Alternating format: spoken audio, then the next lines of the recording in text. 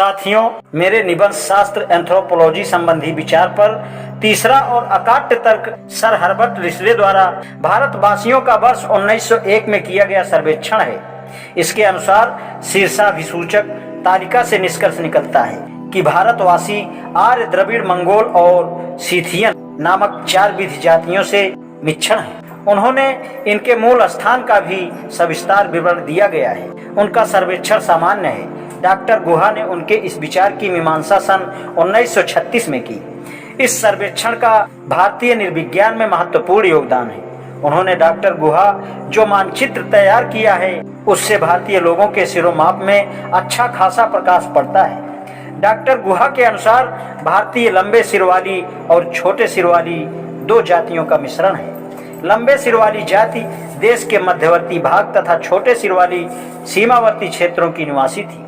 इस विचार की पुष्टि भारत के विभिन्न भागों में प्राप्त मानव खोपड़ियों से होती है। डॉक्टर गुहा कहते हैं, उपरोक्त क्षेत्र के प्रागैतिहासिक अवशेष वैसे तो अति अल्प हैं, किंतु सिंधु घाटी को छोड़कर तत्कालीन भारतीय प्रजाति इतिहास की रूपरेखा दृष्टिगोचर होती है। ईसा से 4 करोड़ वर्ष पहले भारत के उत्तर पश्चिम में लंबे सिर और पतली नाक वाली जाति का प्रभुत्व था। इसके साथ ही लंबे चेहरे तथा चपटी नाक वाली एक अन्य बलिष्ठ मानव जाति के अस्तित्व का भी पता चलता है। हालांकि दोनों की नासिकाओं में कम ही अंतर था। हड़प्पा में मिली मानव खोपड़ियों से एक तीसरी श्रेणी चौड़े सिर के मानव के अस्तित्व का पता चलता है। संक्षेप में भारतीय प्रजाति लंबोत्तरे सिर वाली या भूमध्य सागर के क्षेत्र की और छोटे सिर वाली या अल्पाइन क्षेत्र की है। भूमध्य सागर क्षेत्र की जाति के विषय में कहा जाता है कि यह भारत में यूरोप से आई जो आर्य भाषा बोलती थी। यह माना जाता है कि ये भूमध्य सागर के क्षेत्र में भारत आए। इसके स्थान निर्धारण से यह स्पष्ट हो जाता है कि यह निश्चय ही अल्पाइन जाति के पश्चात भारत में आई होगी। इसी प्रकार अल्पाइन जाति के संबंध में साक्ष्य जुटाने पड़ेंगे। पहला प्रश्न यह है कि अल्पाइन जाति का मूल निवास कहाँ था, और दूसरा यह कि वह कौन सी भाषा बोलते थे। प्रोफेसर रिप्ले के अनुसार यह स्थान एशिया में हिमालय के आसपास ही कहीं था।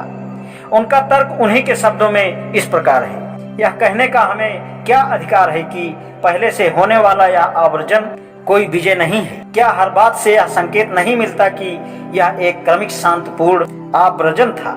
प्रायः निर्जन क्षेत्रों में बस जाने के कारण क्या यह संकेत करता है कि आव्राजन एशिया की दिशा से हुआ।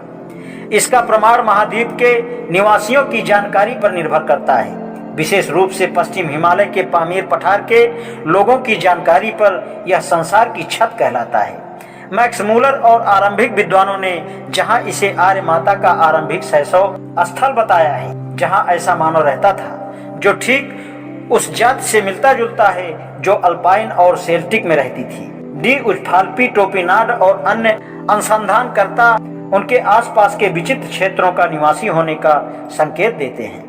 गाल्चा लाजिक पर्वतमाला और उसके पड़ोस के लोगों की आंखें भरी, बाल काले, अच्छी कद काठी है। अधिकांश भागों में सिरोमाप 86 है। इस क्षेत्र से इसी शारीरिक श्रेणी के लोगों की श्रृंखला अनवरत रूप से पश्चिम की ओर एशिया माइनर और यूरोप में फैलती गई।